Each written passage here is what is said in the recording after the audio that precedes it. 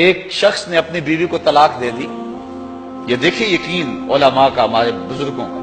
اپنی بیوی کو طلاق دے دی، اور طلاق کن لفظوں سے دی کہ اگر میں جنتی نہیں ہوں تو تجھے طلاق ہے، اگر میں جنتی نہیں ہوں تو تجھے طلاق ہے.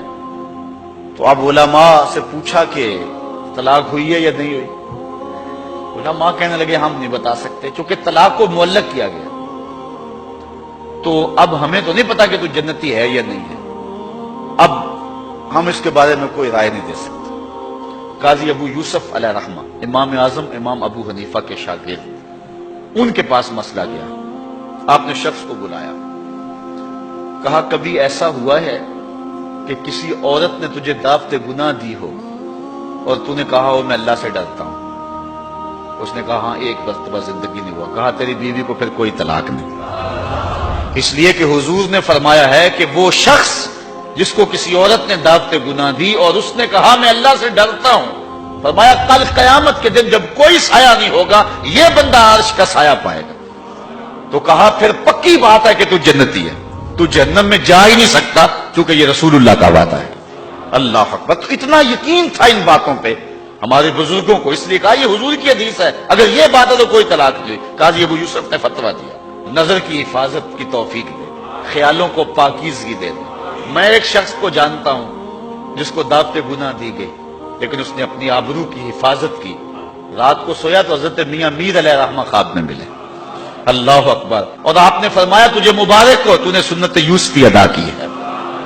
کیسا حسن تھا، کیسا جمال تھا جناب یوسف کا. لیکن آپ دیکھیے قرآن پڑھیے، سورہ یوسف اٹھائیے، ایسے تو مرتبے نہیں ملے ہیں. کیسے کمال ہیں ان لوگوں کے، اپنی آرزوؤں پر کیسے پہرے بٹھائے ہیں، اور کس طرح اپنی خواہشات کے آگے بند باندھے ان لوگوں نے. جب ساتوں دروازے مکفل کر دیے اور حضرت یوسف علیہ السلام کو زلیخا کہتی ہے طلق، اب تو آ جاؤ نا، اب تو کوئی نہیں دیکھ رہا، اور موٹا کپڑا ڈال دیا اس بت کے اوپر جو وہاں اس نے اپنے کمرے میں رکھا ہوا تھا.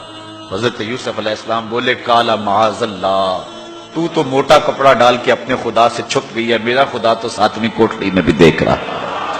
اور پھر اتنی روشنی برسی، اتنے اجالے برسے، گناہ کیا، گناہ کا تصور بھی محال ہو. وَرَجُلٌ ذَكَرَ اللَّهَ خَالِيًا فَفَاضَتْ عَيْنَاهُ، وہ شخص جس نے تنہائی میں اللہ کا ذکر کیا، کوئی دیکھنے والا نہیں تھا، ریا کا شائبہ بھی نہیں تھا، تنہا بیٹھا ہوا تھا، سحری کا وقت تھا، مصلی بچھا ہوا تھا، اور وہ اللہ کا ذکر کرنے لگا. پھر ذکر کا سرور من میں اترنے لگا.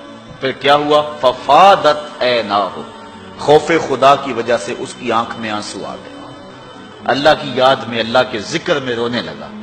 حضور فرمایا کل قیامت کے دن جب کوئی سایہ نہیں ہوگا اس ذاکر کو اللہ اپنے عرش کا ٹھنڈا سایہ نصیب فرمائے. اٹھتے بیٹھتے چلتے پھرتے تنہائی میں، خلوت میں، جلوت میں اللہ کے ذکر سے اپنا تعلق جوڑیے.